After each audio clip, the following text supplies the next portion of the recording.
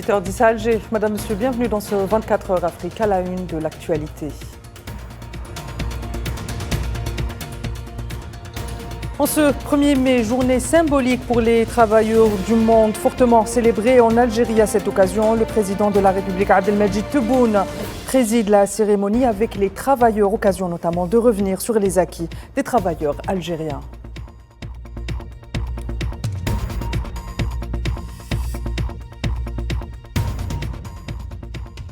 Et au Maroc, le 1er mai de cette année est aussi l'occasion pour la société civile et les syndicats de rappeler que la lutte pour leurs droits et leurs acquis contre les appétits voraces de la bourgeoisie comprator est toujours d'actualité.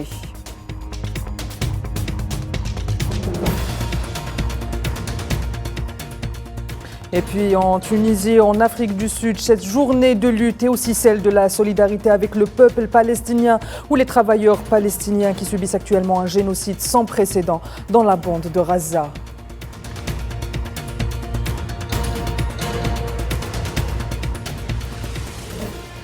Le président algérien Abdelmadjid Tebboune a présidé ce mercredi à la Maison du Peuple à Alger la cérémonie de célébration de la Journée internationale des travailleurs. Le président de la République a déposé à cette occasion une gerbe de fleurs devant la stèle commémorative du Chahid Isset Tidir, fondateur de l'UGTA, et de l'ancien secrétaire général de l'Union générale des travailleurs, le Chahid Abdelhak Ben Hamouda, et il s'est recueilli à la mémoire des travailleurs et des syndicalistes martyrs de la glorieuse guerre de libération nationale et du devoir national.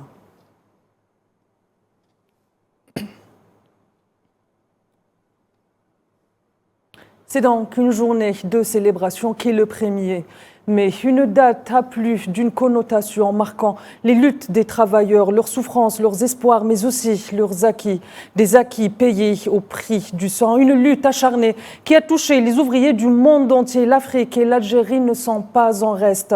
Retour dans ce sujet signé Imen Merad sur les acquis des travailleurs algériens. L'épanouissement des travailleurs de chaque pays joue un rôle primordial dans l'ascension d'une nation.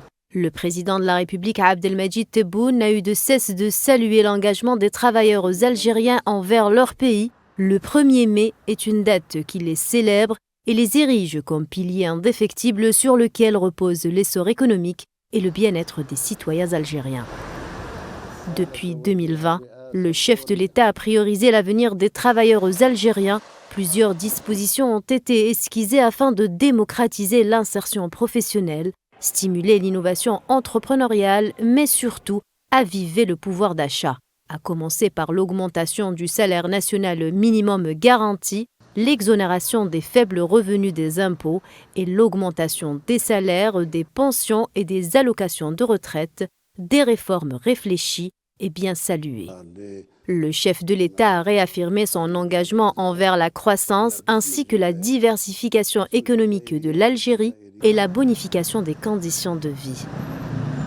La dynamique économique enregistrée au cours de la période écoulée a permis de financer les augmentations de salaires, outre celles annoncées par le président de la République. Suite à la décision d'augmentation des salaires de 47%, le chef de l'État a également choisi de compléter le taux restant, estimé à 53%, afin d'atteindre le taux de 100% d'ici 2026-2027. Toujours dans l'optique d'encadrement de cette dynamique, une réforme profonde de la loi relative à l'exercice du droit syndical a été opérée à la lumière des acquis consacrés par la Constitution de 2020 en matière de renforcement des libertés fondamentales. Une réforme qui a renforcé les garanties de l'exercice du droit syndical et la mise en place de nombreux mécanismes et dispositions visant à assurer l'indépendance des syndicats, leur neutralité et surtout leur protection contre les intérêts politiciens et partisans. Les résultats de l'implication de la classe ouvrière dans les efforts de relance de l'économie nationale et son adhésion massive au processus de réforme initié par Abdelmadjid Tebboune se sont manifestés à travers la solide performance des secteurs économiques qui a permis de réaliser un considérable taux de croissance économique de 1,4% en 2023. Toutes ces initiatives s'inscrivent dans la continuité des acquis historiques du mouvement syndical algérien de la glorieuse guerre de libération, portée vers un avenir meilleur sur lequel se projettent les Algériens sur la droite ligne de leur martyr. Et au Maroc, l'Association marocaine des droits de l'homme a appelé ce mercredi la classe ouvrière à unir ses forces pour repousser les attaques féroces contre le droit du travail syndical, la destruction des droits de la classe ouvrière et à faire face à l'exploitation, à la tyrannie et à la répression des libertés et à l'atteinte des moyens de subsistance. L'association a affirmé dans un communiqué à l'occasion de la Journée internationale des travailleurs son implication dans chaque action de lutte visant à déraciner la corruption et la tyrannie et à éradiquer les racines de l'injustice, de l'oppression dont souffre la classe ouvrière au Royaume du Maroc.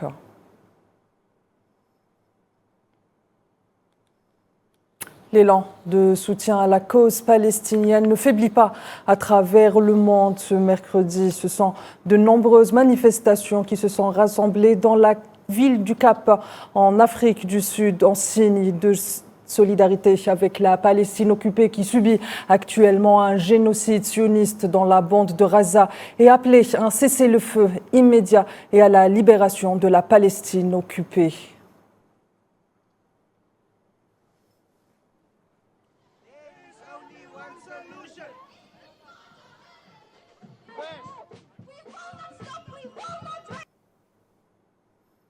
Et maintenant, on va voir qu'en Tunisie aussi, ce 1er mai rime avec la solidarité avec le peuple palestinien qui subit actuellement, je le disais, une offensive génocidaire sans précédent dans la bande de Gaza.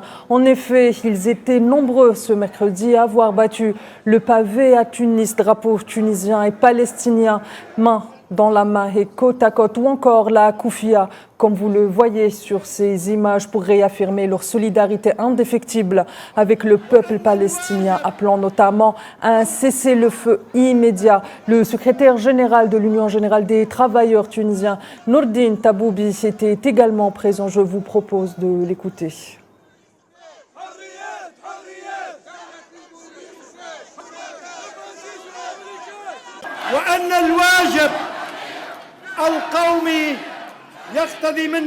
Notre devoir national aujourd'hui nous oblige à redoubler d'efforts pour soutenir nos frères en Palestine en manifestant, en protestant, en diffusant la culture du boycott et de la résistance et en continuant à faire pression pour promulguer une loi criminalisant la normalisation dans notre pays en soutien de la résistance et renforcer l'isolement de l'entité sioniste. Les travailleurs palestiniens souffrent d'une double oppression. Ils souffrent de l'oppression des colonies sionistes et du colonialisme sioniste, et simultanément de l'exploitation capitaliste. Ils comptent parmi les plus grandes victimes de notre époque et nous leur apportons notre soutien et rassurez-les sur le fait que la victoire viendra inévitablement. En restant en Tunisie, toujours le Conseil de l'instance supérieure indépendante pour les élections en Tunisie, ISI, annoncera très prochainement la date de la prochaine présidentielle, selon un membre de l'instance. Dans une déclaration à l'agence de presse tunisienne, la membre de l'instance électorale, Nedjla Arbougui, a fait savoir que l'ISI se réunira dans les prochains jours et annoncera par suite, lors d'une conférence de presse, le calendrier électoral relatif à la prochaine présidentielle, conformément au délai constitutionnel relatif à cette échéance.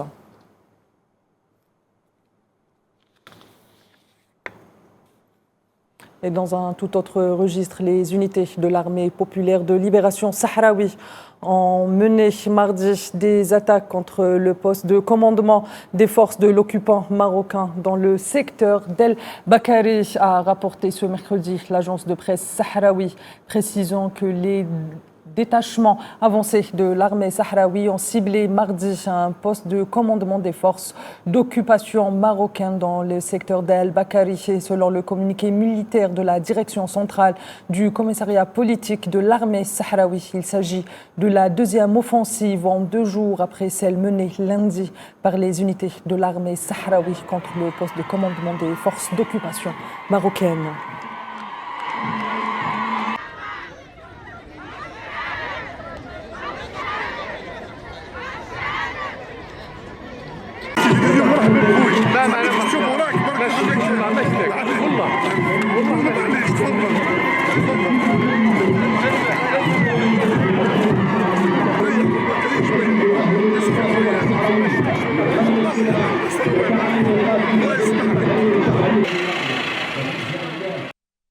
30 ans après le génocide Tutsi au Rwanda, le pays continue à panser ses plaies. Les restes de 2073 victimes du génocide de 1994 ont été enterrés mardi au mémorial du génocide de Ngoma dans la province du Sud. Ces restes ont été récupérés dans des fosses communes dans le village de Ngoma après qu'un employé du bâtiment a signalé leur présence en octobre dernier.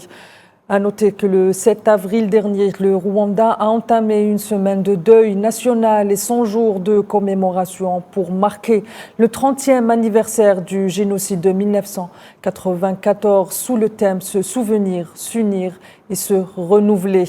Les activités de la commémoration se poursuivront jusqu'au 4 juillet, date à laquelle s'est terminé le massacre de plus de 100 jours qui a fait plus d'1 million de morts, principalement des Tutsis et des Hutus modérés.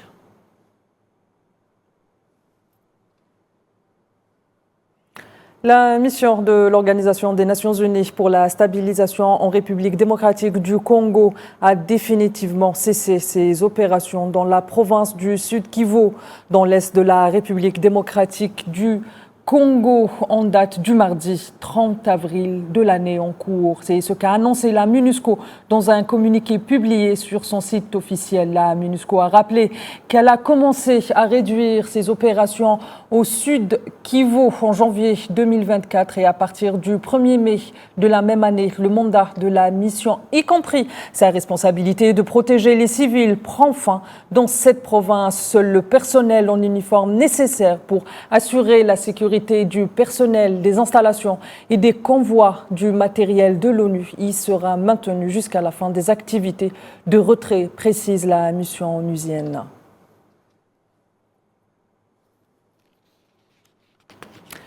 Et le Mozambique assume à partir de ce mercredi la présidence tournante du Conseil de sécurité de l'ONU pour le mois de mai, succédant ainsi à Malte à la tête de l'organe exécutif des Nations Unies. À noter que la présidence du Conseil de sécurité est assumée par chacun des 15 membres des Nations Unies à tour de rôle pendant un mois selon l'ordre alphabétique des pays. Pour rappel, le mandat du Mozambique en qualité de membre non permanent du Conseil de sécurité prend fin en cette année, alors que l'Algérie et la Sierra Leone, leur mandat prendra fin en 2025.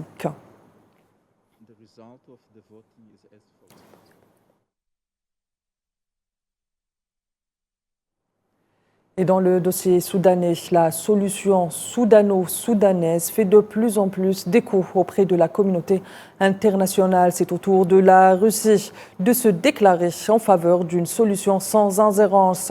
C'est ce qui ressort des déclarations du représentant spécial du président russe pour le Moyen-Orient et l'Afrique, Mikhail Bogdanov, suite à ses entretiens avec des hommes politiques soudanais, affirmant, je cite, « Moscou et pour une résolution de la crise au Soudan sans ingérence étrangère », avant d'ajouter les Soudanais doivent d'eux-mêmes statuer sur une sortie de crise et faire respecter leur souveraineté. Pour rappel, depuis le 15 avril 2023, le Soudan fait face à un important conflit qui oppose l'armée du pays aux forces de soutien rapide, un conflit meurtrier qui a coûté la vie à plus de 13 000 Soudanais.